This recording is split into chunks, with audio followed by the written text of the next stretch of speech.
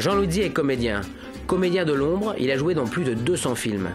Il a interprété les rôles les plus loufoques aux côtés de Lino Ventura, Jean Gabin, Alain Delon ou Jean-Paul Belmondo. Et pour une fois, on va faire un film sur lui. Un film sur moi? Terrible. Jean Louis est né en 1926 à Figarella, un petit village du Cap Corse.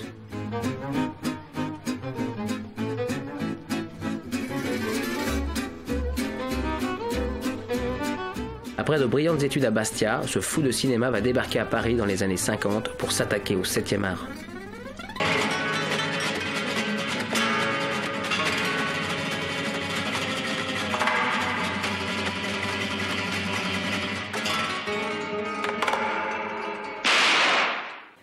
Jean Louis, eh bien aujourd'hui je dois reconnaître que en fait c'est un pilier du cinéma français.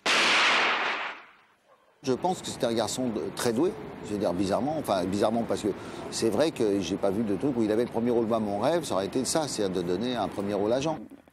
C'était une sorte d'acteur un peu punk, quoi. Il se pliait à tout, avec amour, l'amour du jeu, le bonheur. Il disait toujours « Ah, c'est que du bonheur, Daisy, c'est que du bonheur ». Moi, j'adorais ça. C'était un enfant. J'ai découvert en le connaissant petit à petit qu'effectivement, il avait été ce qu'on appelle un acteur de complément dans le cinéma français, ou un second rôle, ou un second couteau, ou ce qu'on veut. Il m'en a beaucoup parlé, je crois qu'il a adoré vivre ça. Alors Jean, tu es né en Corse, Oui. au début du siècle. Au début du siècle, oui. Je suis né là-bas, c'était terrible à l'époque, oui. Puis après, je suis arrivé à Paris. À Paris, c'était une autre planète. Pour poursuivre les études, alors j'ai fait le PCB et le droit.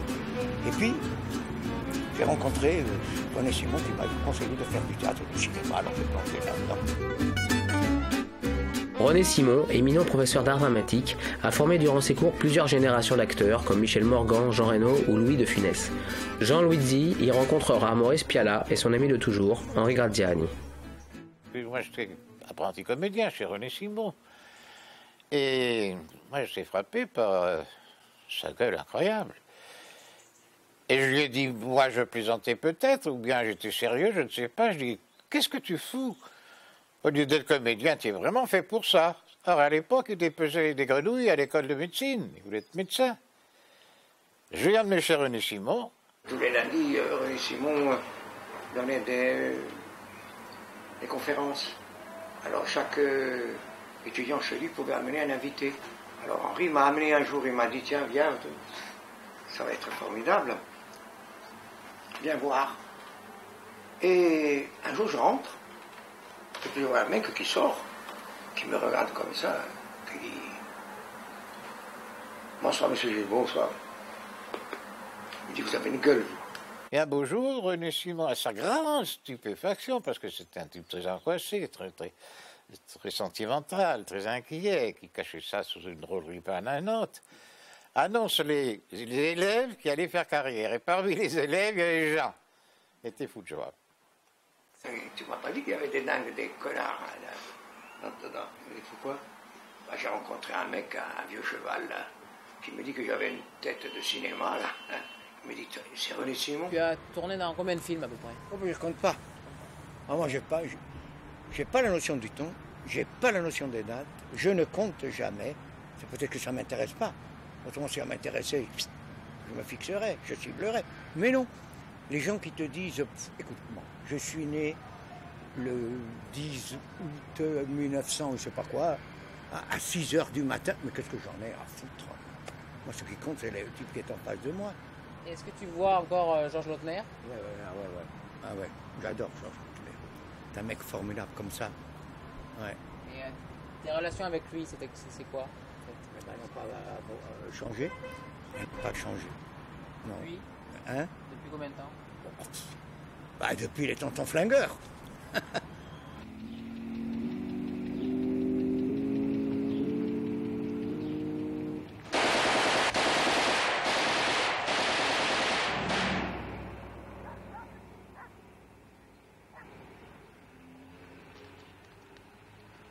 Les tontons flingueurs. Et c'est terrible parce que comment j'apparais à l'écran. Très peu. Très peu. Et moi, on me dit que je devais tuer Lino Ventura dans le film. Hein? Alors bon, moi je vais te tuer, et c'est Lino qui me tue. J'ai dit, c'est un mauvais film.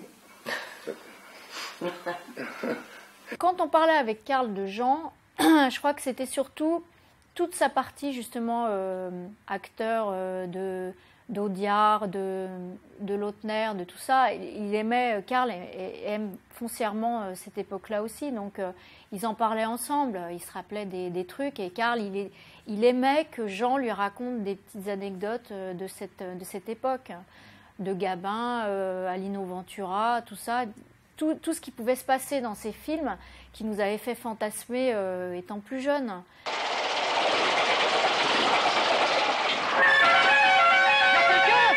J'arrive. Faites-lui le plein.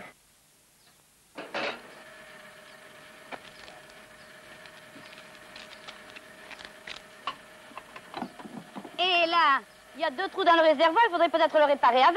Faites-lui le plein. Un jour, on était à la Jacquienne, il y a très longtemps, donc il y a une quarantaine d'années, et puis il me dit, il faut que j'aille me coucher ce soir parce que demain je tourne avec Gabin. Je dis, oh là là, c'est génial ça. Donc il tournait avec Gabin le lendemain, puis quelques mois après, le film est sorti, je suis allé voir le film.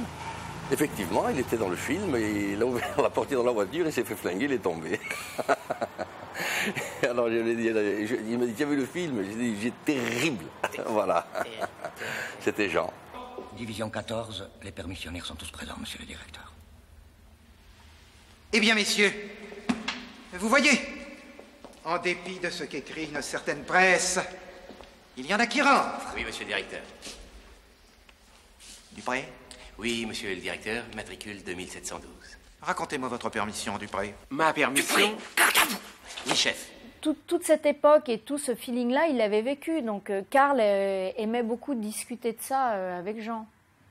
C'était un truc qui les rapprochait beaucoup. Dans quel film tu as interprété un personnage qui était vraiment proche de toi, de ta personnalité? Alors là, c'est dur à dire. Je sais pas, donc peut-être, on aura tout vu. L'acteur porno? Ouais, non, je m'appelais Slimane. Slimane! À genoux, salope! Je suis là, jeune!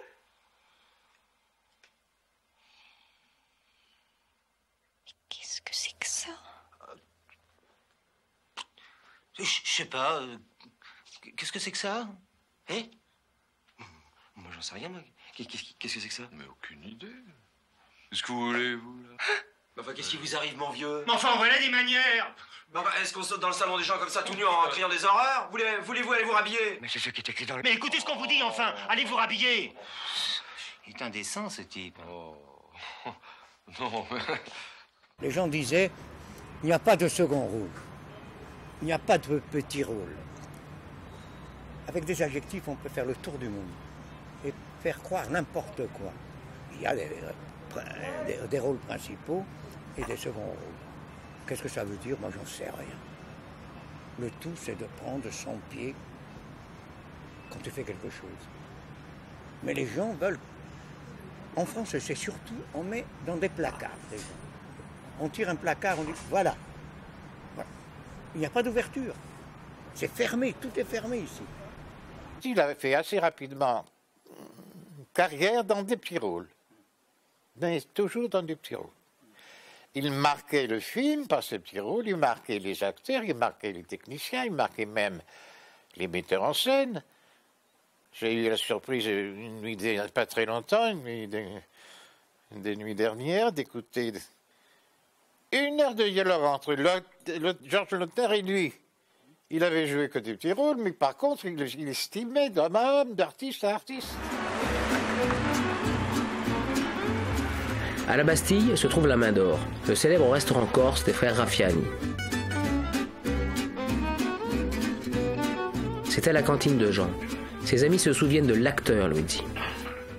Ces gens qui ont fait partie d'un cinéma qui, à l'époque, dans les années 50, 60 jusqu'en 70, était considéré comme un cinéma léger, de films de gangsters, de comédies de gangsters. qu'on a même un peu, à une époque, les intellos bien pensants traitaient de ringards. Les films de Lautner, les dialogués par Michel Audiard. Merci, Saint-Antoine. Merci à toi, Gérard. Sans toi, on l'aurait pas trouvé. File-lui la boîte. Ça va pas, non? C'est nous qui avons creusé, non? Aujourd'hui, eh bien, Jean Louisy, comme André Pousse, ces gens-là ont eu raison avant les autres, puisqu'aujourd'hui, ce cinéma-là est culte. Chaque apparition était pour nous une satisfaction. Hein. Et puis on se moquait un peu de lui en disant, bon, c'est peut-être l'artiste qui a tourné le plus de films, mais dans le temps, c'est peut-être plus... Voilà, donc là-dessus, on le faisait un peu marronner, on se moquait. Enfin, mais il prenait ça toujours du bon côté. Ouais, c'était sa façon de... Toujours avec le sourire et jamais de révolte. Et bizarrement, Jean, je ne l'ai jamais considéré comme un acteur de complément. Parce que c'est un petit peu péjoratif et ça m'énerve parce que d'abord, tu as des gens qui sont très bien dans ces seconds rôles et qui font ce que faisait Jean. Donc je l'ai bien compris, mais moi, je ne l'ai jamais percuté dès le début comme ça. Il n'avait pas d'étiquette. Tu sais que c'est lui, Juan Muniz. C'est un homme très difficile d'accès. C'est lui qui détient la clé de la plupart des investissements étrangers. Et en plus, ils ont l'air de bien se connaître avec ton auteur. C'est peut-être très intéressant. Mais tu sais que Pierre, il a vraiment participé à la guérilla à l'époque. Hein. C'est pas des mouvements, ah non. Ah non. C'est excellent. Lui, il était content de tout, de faire un tout petit truc.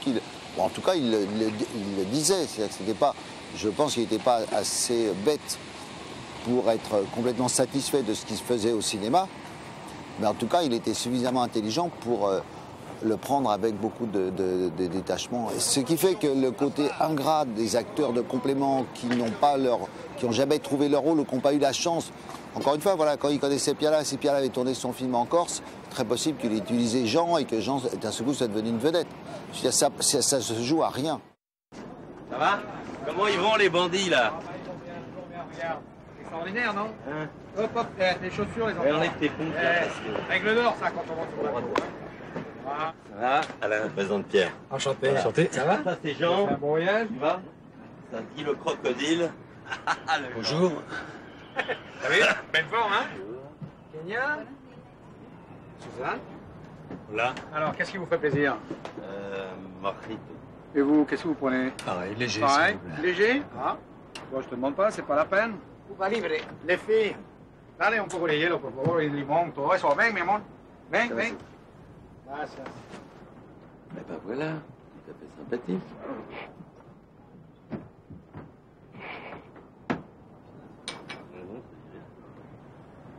Pierre, vous avez fait la guérilla avec Rohan. Vous savez, la guérilla, j'ai surtout beaucoup marché dans la montagne, chassé quelques moustiques et joué de la musique en ville. Non, là, il joue un peu les modestes, mais je peux te dire qu'il était vraiment là. Vous l'avez connu intimement. C'était mon officier traitant. Avec un guerriero comme moi, il avait beaucoup de travail. Jean, qu'est-ce que vous faites ensemble, Alain? On est venu, hein? C'est quoi vos affaires? Toute forme d'affaires. Ici, tout n'est qu'affaires. Avec le blocus américain, nous, les Européens, ont une carte à jouer. Ça dépend des opportunités, mais il nous faut des contacts, des relations. Alors toi, tu es bien placé ici. Ce qu'on te demande, c'est de nous aider un peu. Tu sais bien, tu trouveras son compte. C'est grâce à des comédiens, entre guillemets, de deuxième zone, de second plan, que des Marielle peuvent briller parce que la réplique est bien donnée. Que je pense à Marielle, Aventura, évidemment, ou même dans On aura tout vu, je crois que c'est ce film-là, Pierre Richard, qui à l'époque, lui, était la méga vedette, et ben n'empêche que si l'autre, il fait pas bien chienne à genoux debout, ou debout à genoux chienne, bah c'est pas drôle. Alors, dis chienne. Dis chienne. Je dis chienne. Oui, dis chienne. Chienne. Chienne! Oui, mais à genoux. Non, tu dis chienne à genoux. Tu dis chienne à genoux, mais debout. Tu dis debout, à genoux, chienne, je dis. Je dis debout à genoux. À genoux, chienne, vas-y. Chienne. Vas-y. Debout à genoux, chienne! Mais tu dis pas debout, tu dis seulement à genoux. À genoux, chienne! Voilà. Non, je vous en prie, ne vous dérangez pas. Je vous laisse travailler. Vas-y, à genoux. À genoux, chienne! C'est les deux N à chienne, tu sais. Chienne. Chienne! Moi, je pense, et là c'est une hypothèse personnelle, c'est que ce qui l'a empêché de passer le cap des grands rôles, c'est un accent corse. Il articulait difficilement, pas difficilement, mais maladroitement en français. Quand il jouait en Corse, c'était parfait. Tac, ça filait. Il a, à mon avis, cet écueil. Je peux me tromper, mais enfin, c'est une hypothèse. Pourquoi ? Pourquoi ? Avec la gueule qu'il avait, la sensibilité, la comédie.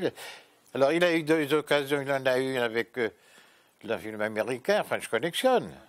On voyait que lui, pendant le générique, il ne disait pas un mot. Il était magnifique. D'abord, moi, j'aime bien aussi ce côté modeste du deuxième rôle, qui reste modeste. Il ne sera jamais la super vedette. Et il le sait, il l'assume très bien. Je crois que Jean Louisy le faisait avec une grande humilité, une grande modestie. Et aujourd'hui, on vit dans une société où tout le monde veut être au premier plan, être la super vedette, être devant. On pousse tout le monde à être toujours le premier, le plus... Eh bien, cet homme que j'ai peu connu, mais voilà, dont toute sa vie témoigne, a su être un second qui a toujours fait plaisir et mis en valeur les autres. Parce que je ne sais pas me mettre en avant. Je ne sais pas. Il y en a qu'on chasse par la porte, fenêtre, ils rentrent par la porte, et puis on chasse par la porte, ils rentrent par les souterrains. Moi, je ne l'ai pas fait. Ça ne m'intéresse pas. Moi, ce qui m'intéresse, c'est le métier. Bon, c'est ce qui. Où l'on prend son pied, où l'on s'amuse, où l'on rigole, où l'on se. Voilà. Je crois que maintenant, savoir se vendre, c'est mieux que d'avoir du talent. Et vendez de tout cœur nos articles inutiles et futiles. Soyez serviles, soyez graciles. Vendez, vendez, vendez. Je ne sais pas si Jean a été utilisé au cinéma, peut-être, par rapport à ce qu'il méritait. Il faisait le con tout le temps, terrible et tout, il faisait le con, mais il était très élégant. Je crois qu'il avait envie, et nous, c'est ça qui a fait l'étincelle entre nous, qu'il avait envie que tout d'un coup quelqu'un le regarde un peu autrement, ce qui est son rôle dans Louis, hein, qui est un rôle intime, un rôle sur l'émotion, un rôle d'un personnage modeste, discret, l'inverse de la façon dont il se présentait dans la vie et dans les autres films. Allez, on passe aussi, celle-là. Eh mais écoute ce que je te dis, Marco.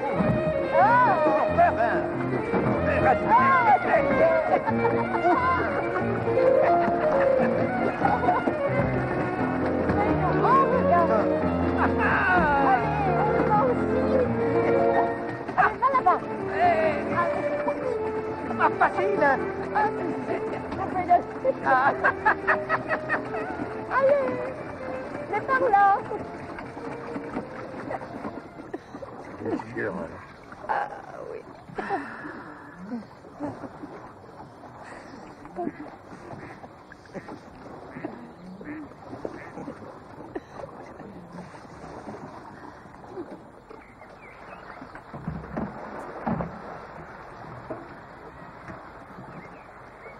Tu m'entends, hein?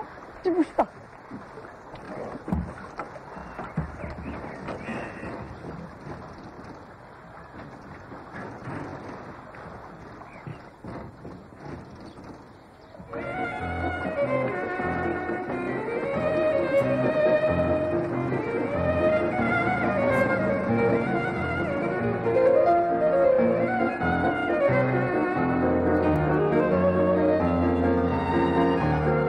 J'aimerais dire de lui, qui m'a, je crois, tu vois, bouleversée chez lui et que j'ai adoré, c'est l'espèce de différence entre l'apparence et le bonhomme. Ah oui, ah bah oui, non, quand même, il est impressionnant. Hein. Quand on regarde bien, il fait peur un peu.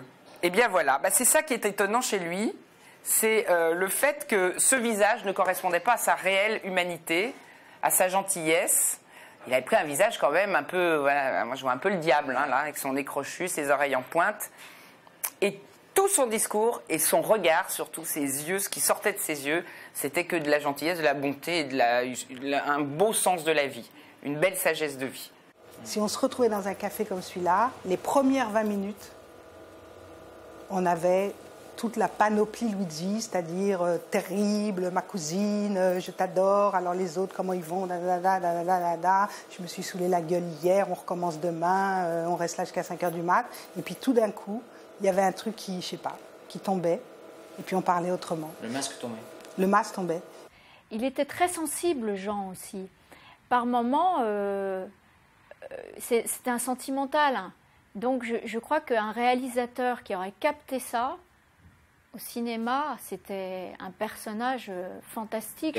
Il aimait bien faire le bouffon, mais comme tous les bouffons, c'était quelqu'un de très profond, quoi. C'était un vrai bouffon, drôle, il prenait comme ça avec un détachement, mais c'est par pudeur. Par exemple, je trouve qu'il aurait été à contre-emploi, mais parfait, chez Jeunet, par exemple. Dans Amélie Poulain, il aurait fait un personnage fantastique.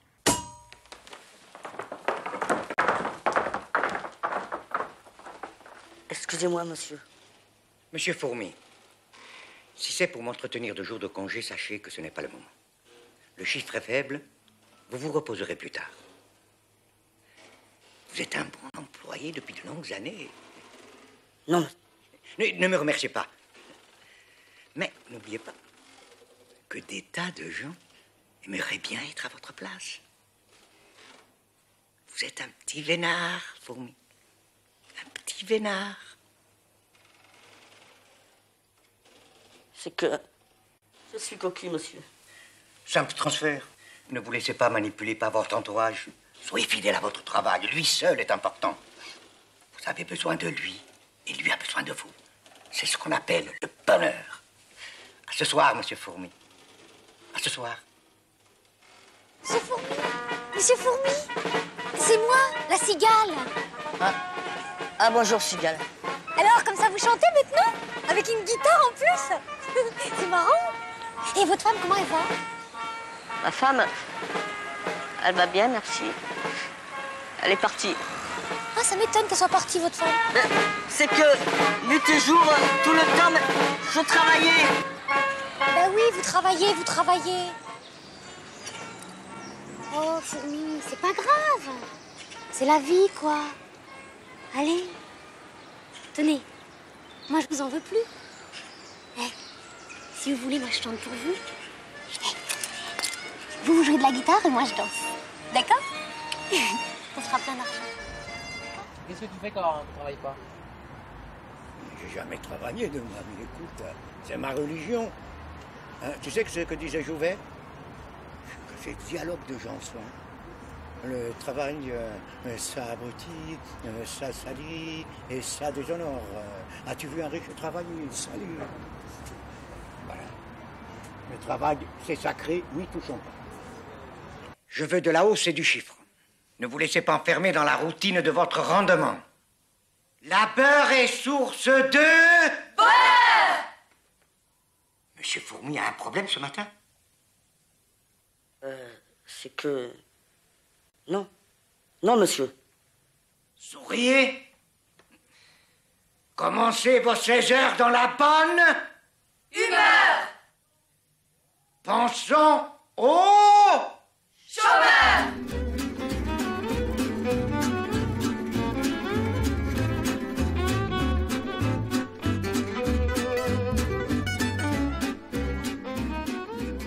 On parlait beaucoup de la famille. Beaucoup de ses frères, de ses sœurs, de son père, qui avait été quelqu'un, je crois, très dur aussi avec lui. Un militaire. D'une enfance qui, je crois, n'était pas particulièrement heureuse, même s'il aimait profondément la Corse. Et on parlait aussi beaucoup de sa fille. Et beaucoup de ce, je sais pas comment appeler ça, d'un sentiment familial. Et je crois qu'a été le sien avec plein de gens. Qui a été le sien avec la famille de Dutronc, avec la famille de Lautner. En fait, Jean Loudy est quelqu'un qui a cherché sa famille, je pense, toute sa vie. C'est pour les gosses. Ça va? Nicolas! Waouh, le voilà! Est-ce que tu as eu mon message? Parce que j'ai l'impression que j'ai été coupée sur ton répondeur. Un café, mademoiselle. Un café? Ouais. Vous êtes bien chez Jean-Louis. Ça va, toi? Jean-Pasteur. Terrible, toi. Putain, il est encore là, lui. Bah... Il n'est pas encore désintégré. Bonjour. Ça va? Ça va? Ah, la dulcinée. Et la bise. Il était copain avec tout le monde. Même, tu vois, du gosse de 15 ans. à ses potes qui avaient le même âge. C'est pas grâce à ce film, autrement, j'aurais jamais connu ce méchant-là. À Jacques Dutronc, qui était son grand pote, voilà, avec qui il allait faire des beuveries et des machins. Ils s'entendaient comme larron en foire. On va exploser là-dedans. Comme dirait Jean, Chigampé. Cette anecdote où ils sont tous les deux, ils vont à une destination et ils sont complètement bourrés. Et ils prennent l'avion, ils ne savent plus où ils en sont, où ils vont, etc. Et ils vont déjeuner en fait avec Spielberg. Et pendant tout le déjeuner, il y a Spielberg en face et eux, ils sont mais bourrés comme je sais pas quoi et ils déconnent avec Spielberg. Bon, bah voilà. Je pense que Jean, c'était ça aussi. Il n'y avait pas chez lui, et même quand il parlait de, je sais pas, de Lino Ventura ou de Blier ou des gens qu'il avait vraiment fréquentés, c'était au même rang que ses potes de Corse ou je sais pas quoi. Il avait de l'admiration, mais il la ramenait pas. Ce qui compte avant tout dans la vie, c'est l'amitié. Il y a deux choses, c'est la famille et l'amitié. Le reste, c'est du vent. Parce que l'amitié, ça se joue tac. La famille est imposée. Mais l'amitié, on choisit. Le hall de la communion, dans le tabernacle, ils ne sont pas. J'ai cherché les clés, on a forcé et tout, il n'y a pas eu moyen. Et certains ont dit, c'est encore le dernier gag de Jean-Baptiste. C'est vrai.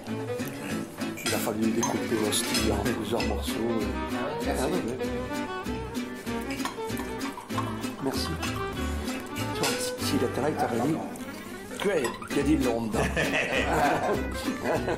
Monsieur-là, il est de bon vigneron. La principale qualité que je reconnais à Jean, c'était une amitié solide. Un gars qui n'avait jamais un mot désobligeant pour quiconque. Je n'ai jamais entendu Jean médire de quelqu'un. Comme disait Voltaire, tu vois, je me reviens de ça, il me dit « Toutes les grandeurs du monde ne valent pas un bon ami ».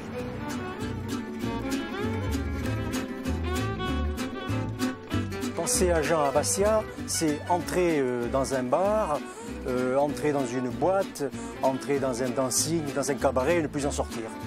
Voilà, pour moi, Jean, c'est ça. Il n'y a pas d'heure, il n'y avait pas de... On entrait pour l'apéritif, on sortait au petit matin. Ah, les docteurs m'ont dit que j'avais pas de foie, j'avais une distillerie.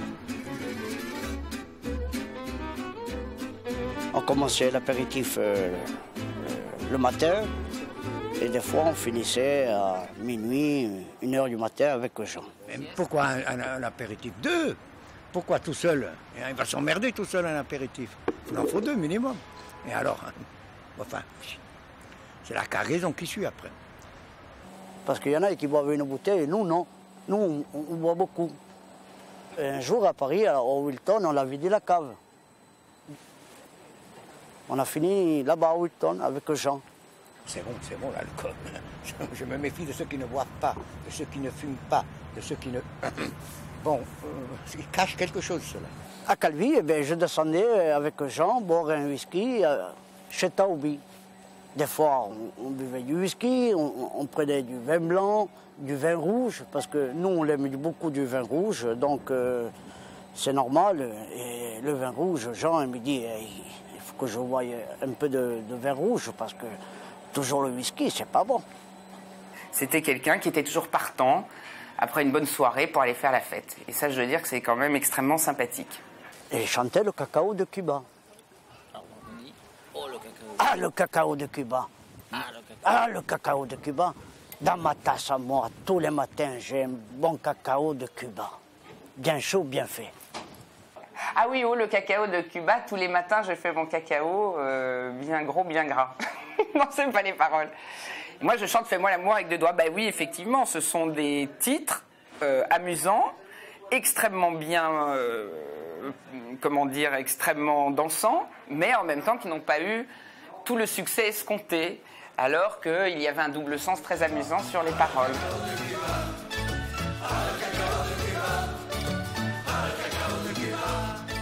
Tous les matins, je fais mon cacao de Cuba dans ma grande tasse à moi.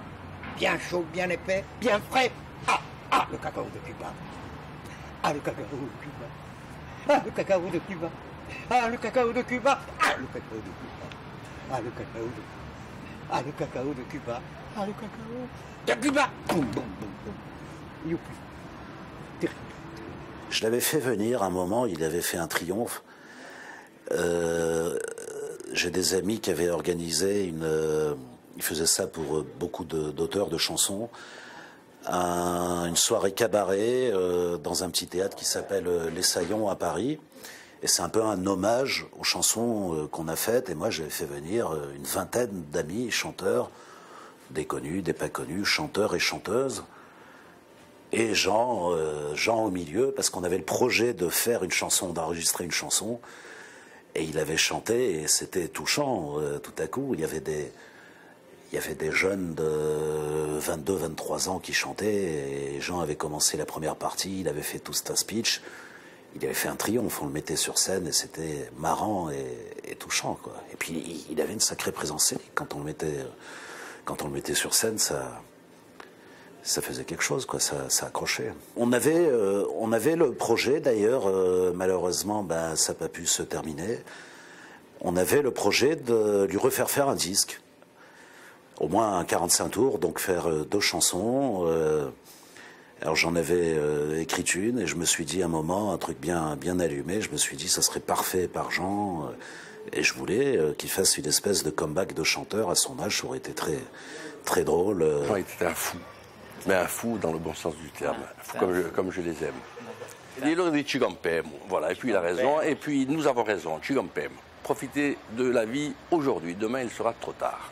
Je vais te dire franchement, j'adore rigoler, je me réveille en rigolant et je m'endors en rigolant. Par contre, je fuis les constipés du cerveau. Quand il était, justement, on faisait un truc qui s'appelait le Boucherie-Rama, où j'étais une sorte de commandant en chef qui imposait vraiment sa loi.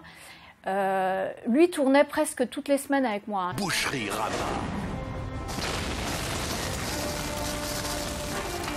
Tremble, fucking Saddam. Ta fin est programmée pour demain. Superman himself va rejoindre nos troupes au Koweït. Pas vrai, les gars? Yes, Daddy, yes. Pas vrai, Superman? Pas vrai, Superman? Au front. Allez, montre l'exemple. Vieux gland. Et je me souviens qu'une fois, il s'était fait mal, justement, en faisant Wonder Woman. Parce qu'il montait sur des caisses, on le faisait tourner sur des trucs. Enfin bon, il montait, il faisait semblant de voler. Tu vois, même Wonder Woman est avec nous.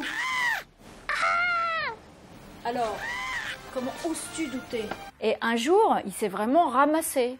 Et le gars, 2 minutes après, on retournait, c'était comme s'il avait rien du tout, quoi. Je me souviens du sketch, là, justement, où il est dans le frigo, où il fait un vieux papy, où il crachait systématiquement des glaçons, et il s'est prêté au jeu, mais je sais pas, pendant 2 heures ou 2 heures et demie. Et il disait terrible. Je disais ça va, Jean, j'avais peur aussi, tu vois, parce que quand même, il était déjà un petit peu âgé, donc j'avais peur que, tu vois, j'avais de la déférence et de l'amitié pour lui, donc j'ai oh terrible, Daisy, terrible, que du bonheur. Tu te rends compte la chance qu'on a de jouer comme ça? C'est génial, génial. Voilà, c'était ça, Jean. Système D. Pour lutter contre les effets de la canicule sur les vieillards, la famille Bertin a trouvé une solution très originale. C'est Papy. Ils mettent Papy dans le frigo. C'est les glaçons là-haut. Hé, dépousse-moi là-haut.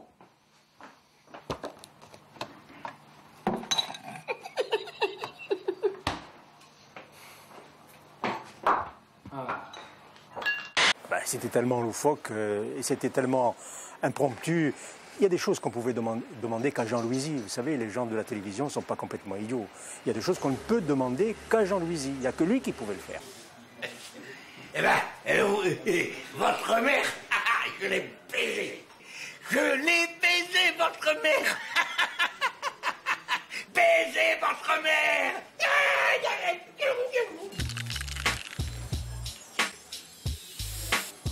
Allez, viens, papa. T'es fatigué? On te ramène. Ça devait arriver. Le vieux, plus ça dure longtemps, plus c'est emmerdant. Il n'avait pas peur non plus de nos sketchs parce que c'était, on va dire, des sketchs un peu trash, un peu décalés. On s'est dit, on va pas lui donner le second rôle, on va lui donner le premier rôle parce qu'on savait et on sentait qu'il allait crever l'écran pour nous. Et il avait vraiment une présence face à la caméra.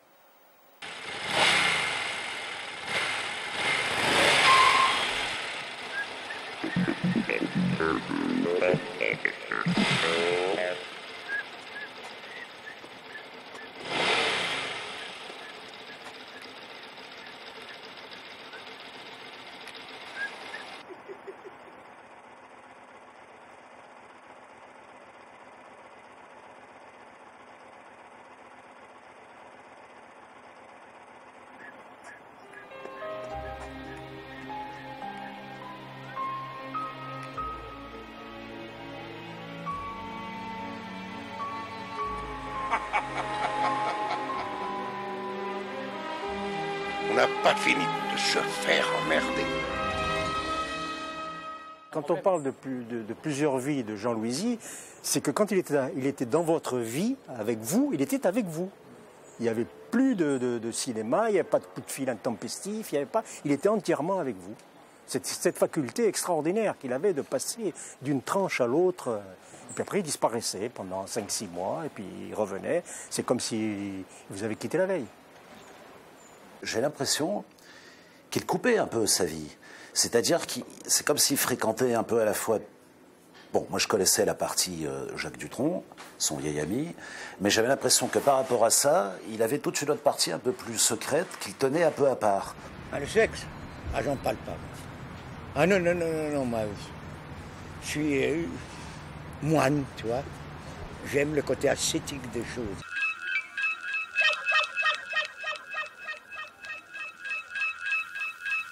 Vous ne rentrez pas à l'église, mon père? Non. Je vais marcher un petit peu.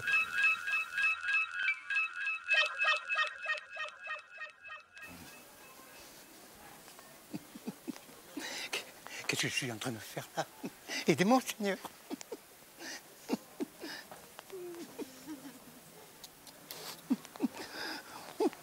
C'est pas possible.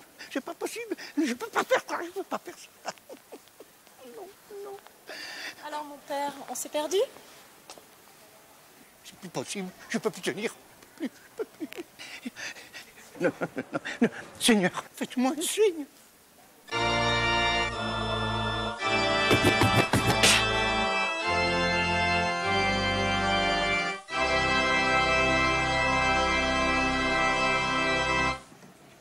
Bravo, ma sœur, d'avoir gardé la foi dans cet univers de débauche. Dis donc, Ginette, t'es sûre que je suis, ça s'écrit comme ça?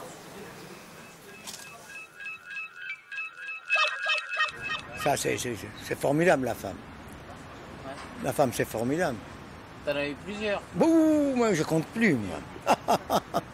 Oh.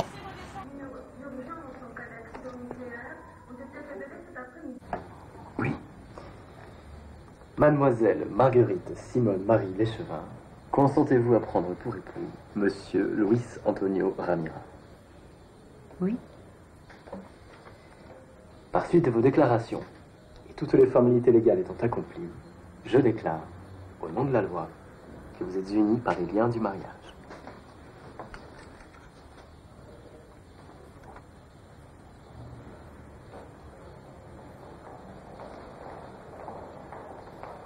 Les grosses, les petites, les grandes, les longues, les rousses, les brunes, les blondes, les sans cheveux comme moi, là, paf. Au sommet des volcans, la végétation se fait rare. Je ne le connaissais pas sexuellement parlant, mais je pense que son rapport aux femmes comme ça, c'était ça. C'était un mélange certainement d'avant-goût, de jeu, très certainement.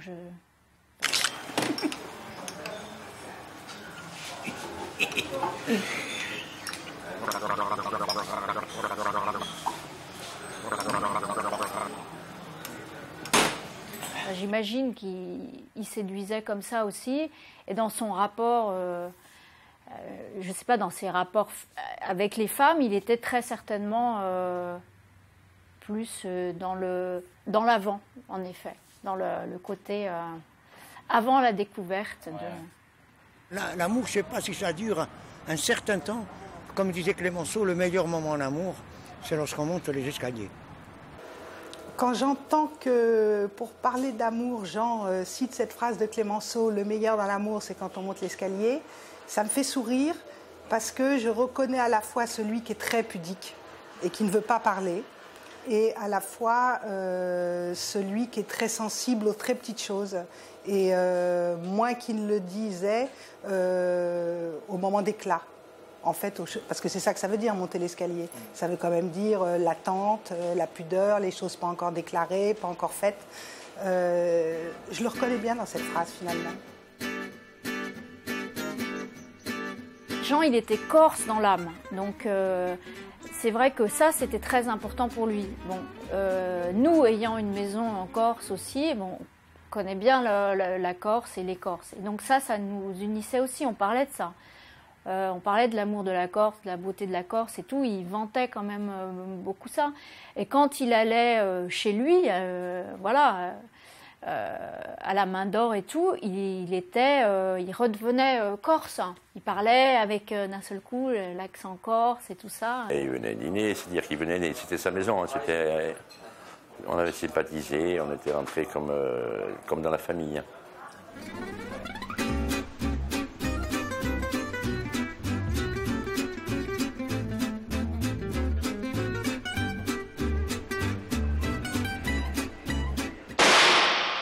Un matelas de billets, je me fais élire maire. À Bastia. Et à un moment donné, il se retrouve avec une valise, je crois me souvenir qu'il doit s'agir de 40 millions dans 5 francs. Et quelqu'un lui pose la question, mais qu'est-ce que tu vas faire avec ça? Il dit, mais avec ça, je me fais élire maire de Bastia. Alors forcément, ça peut peut-être rigoler, c'est sûr, le spectateur.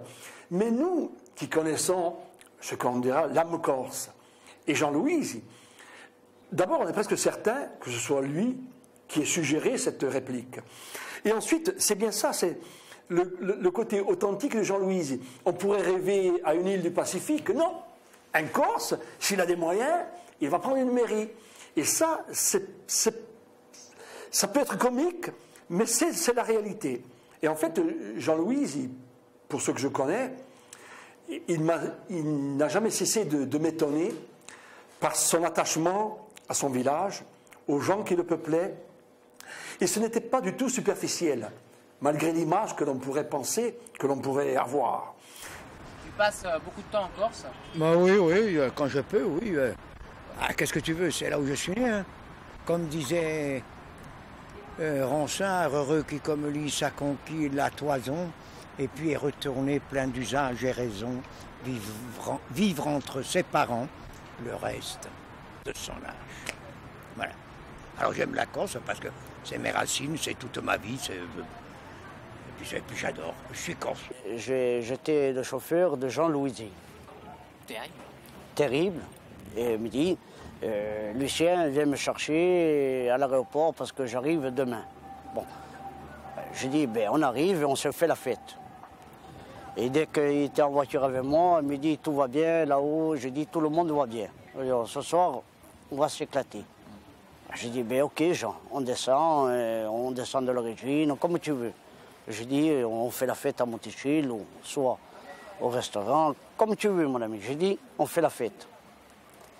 Parce que nous sommes, tu es un papa pour moi, et je t'aime beaucoup, et voilà. Il faut en profiter au maximum. Il aimait faire rire. Les plaisanteries. Voilà. Les plaisanteries.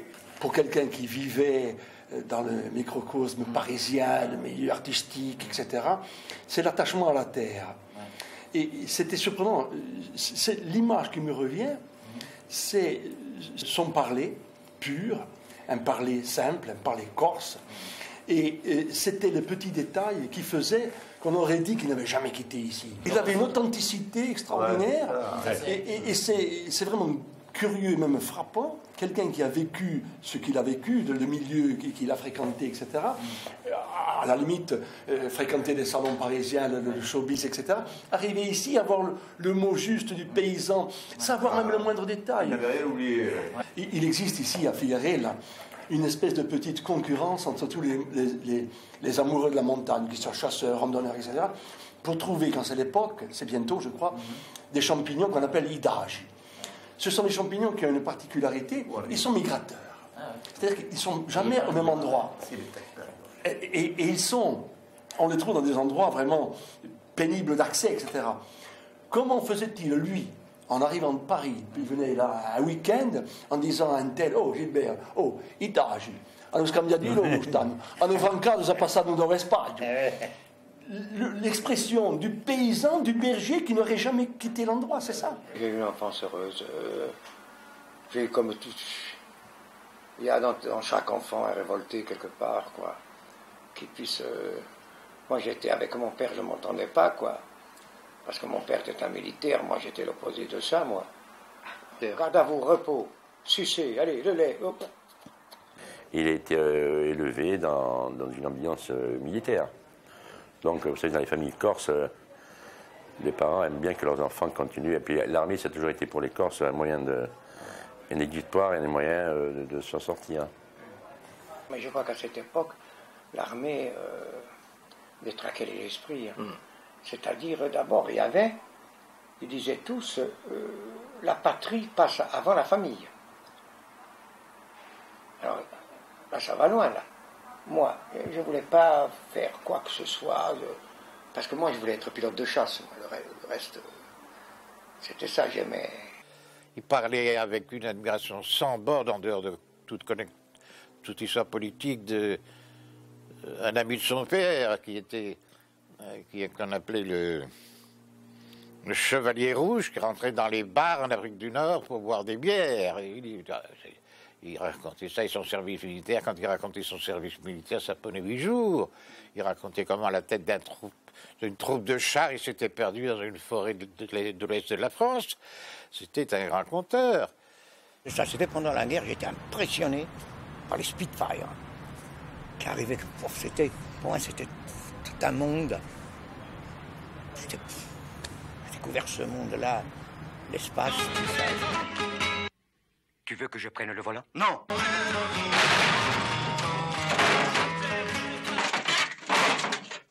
Hey! Avoir un piloté, ça me plaisait, ça. J'étais attiré par ça. Puis j'ai pas pu faire parce que quand je voulais faire, c'était l'après-guerre et tout ça, je voulais être pilote. Ils ne formaient plus de pilotes, j'en avais même trop. Alors,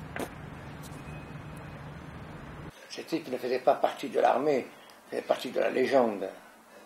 C'était des types qui, quand tu montais, parce que c'était pas, mais les avions perfectionnés de maintenant, hein. Ouais, ils étaient perfectionnés.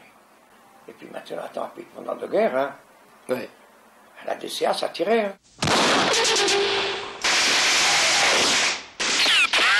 Quand même, se battre pour le fric des autres. C'est ça, la guerre.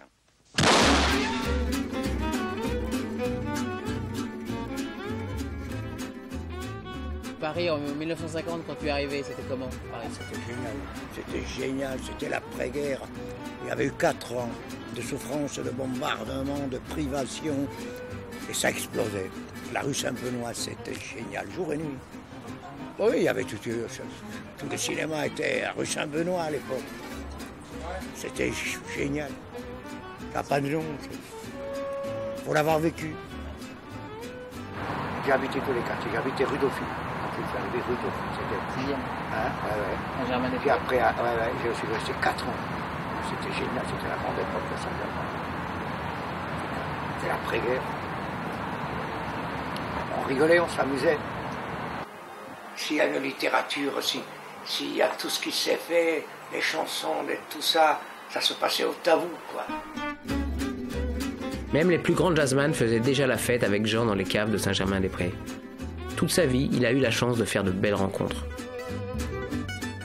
J'étais au ciné Béchette, je le connaissais bien comme j'étais.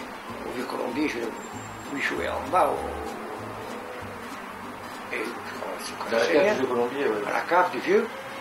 Et après, un soir, on était au tabou, là, et puis moi, je me souviens, j'étais devenu un peu des producteurs, des copains, des copines, et puis on était, enfin, des copains, 5 ou 6, on était. J'arrive vers minuit, et puis il dit non, non, c'est fini, je ferme, j'en peux plus. Et le tabou était fermé, hein. C'était fermé, enfin, il fermait, quoi. J'ai dit, donne-moi une bouteille de whisky, et puis on finit, c'est vite fait. Et puis, avec la bouteille, on descend, tu vois, au tabou, là.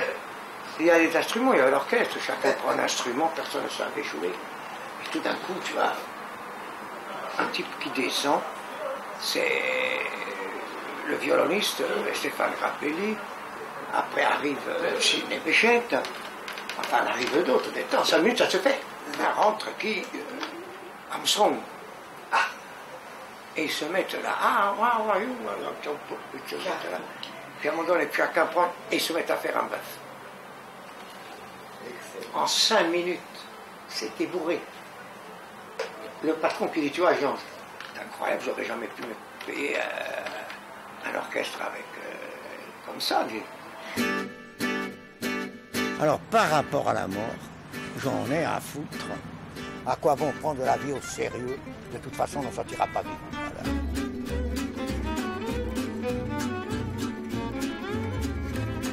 Voilà. Il est mort, le mec.